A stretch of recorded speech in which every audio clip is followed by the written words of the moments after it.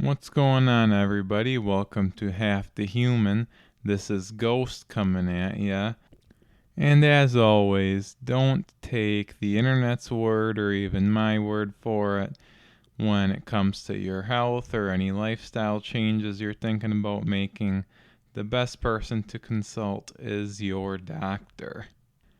And for today, I want to talk about motivation. And obviously, for motivation, people can be motivated to try and achieve something in athletics, personal goals like weight loss, just various things throughout their life that they want to accomplish. And when it comes to weight loss, unfortunately, a lot of us have been motivated at some point and failed to accomplish what we set out to. I know I have always felt motivated, no, I'm gonna get to this amount of weight, I'm gonna do this, and have not succeeded, and I'm sure some of you out there can relate to that. Which is why I think that this week's episode is pretty important, actually. When you're beginning your weight loss journey, we all have goals that we would like to get to, whether it is a goal weight, whether it's visible abs, new clothes, various things like that. But finding the right way to utilize the motivation is the really important part, the really big key to the puzzle. And so, in order to identify why that is so important, first we got to circle back a little bit to, first of all, that the foundation of weight loss is a caloric deficit. And in order to achieve that caloric deficit, the goal is to make healthy and sustainable lifestyle changes that you are okay continuing for life.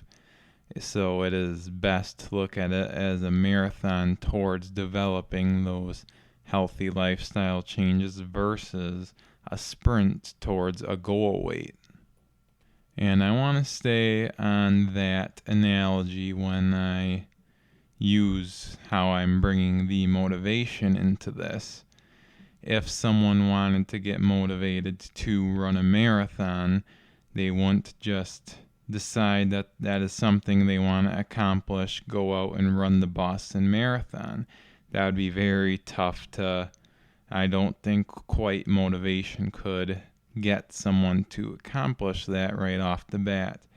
Rather than using the motivation to accomplish the marathon, you can set a goal to accomplish the marathon, but then what you use the motivation for is for the training, to get to the gym, to eat healthy, to implement new routines, habits, lifestyle changes that will ultimately reach you to the goal of completing the marathon. So if you're going to translate that to weight loss, if you need to lose, let's just say 100 pounds, because that's a good round number, the motivation should not be to reach that 100 pounds just because that is potentially such a long ways away. But rather, if you want to, the first thing to do is identify, let's say if snacking is a weak point you have.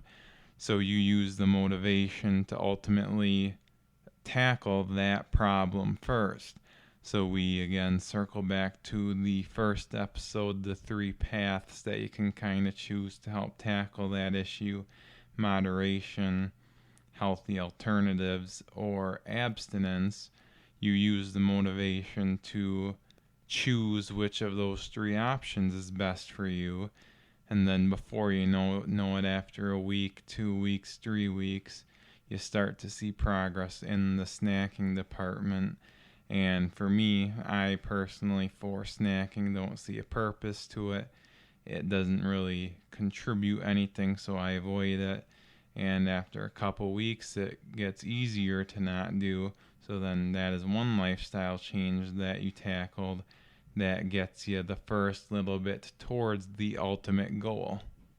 And I do think it's also important to set realistic goals too, people, again, kind of similar to the marathon one, with weight loss start off and go so hard right away. They change everything about their lifestyles with the sole purpose of getting to that goal weight versus developing the healthy and sustainable lifestyle changes that are necessary that will ultimately result in getting to the goal weight. And I think that that is why a lot of people unfortunately do fail, is just the well intended but misplaced motivation. And you guys aren't alone in that. Like a lot of people who have spent significant amounts of time overweight and obese, I really had my motivation set on the wrong thing about trying to get to the goal weight as fast as possible. And that's why the weight loss journey is so important, to develop the changes that are necessary to not only just lose the weight, but keep it off. And then if you're solely focused on the end goal weight, any barriers and or obstacles that come up, it really can be tough to overcome those. Like if there's a plateau or a stall, that can get people pretty down. So I think that, again, having the motivation focused in the right direction on the right things is a very critical component to helping people achieve what they set out to. And with weight loss, as mentioned in the first episode, it really can have a direct impact on our health in very drastic ways. So you have the 100 pounds as a goal. You accomplish the, you use your motivation to accomplish the milestone of stopping snacking. So then once that healthy lifestyle change is ingrained in your lifestyle, then you move on to the next thing, which if you drink soda, for example, or really any liquid calories, that is something that really can add up quickly, that causes a lot of people grief.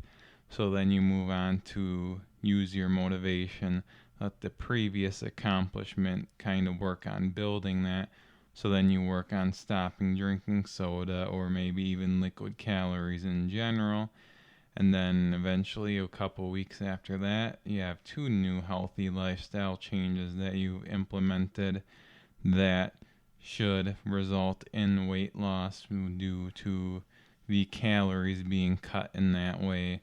And then you just let that keep building, and then before you know it, you should be at a healthy weight or at your goal weight.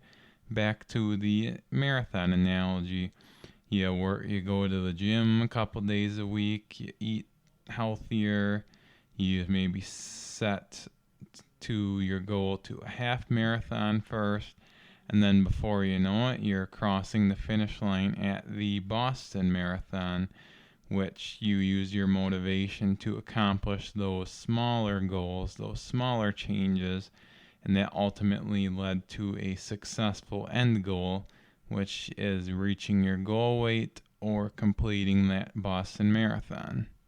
And it is a very simple mistake, perhaps, that people make, but it is a very critical thing to differentiate, which is long-term goals and using the motivation to set appropriate short-term goals, which in the case of weight loss is developing the healthy and sustainable lifestyle changes that naturally result in a calorie deficit. And when you use the motivation to make your lifestyle changes, there are also some things that you can use in the meantime to work on building the motivation. Seeing the scale go down can kind of help keep you motivated, but as we all know, the scale doesn't always want to cooperate for a variety of reasons. So doing things like measurements, fitness goals, uh, different ways that can keep you motivated can also be a very fun part of the process, as long as you keep the motivation focused in the right direction, which is making the changes that you need to make. So, with that said, I thank you for tuning in. Make sure to like, subscribe, comment. I want to hear what you have to say, whether you agree, disagree, any questions, comments, concerns, suggestions, feedback regarding the episode or the channel. And make sure to tune in next Sunday. This is Ghost, and I will see you next week.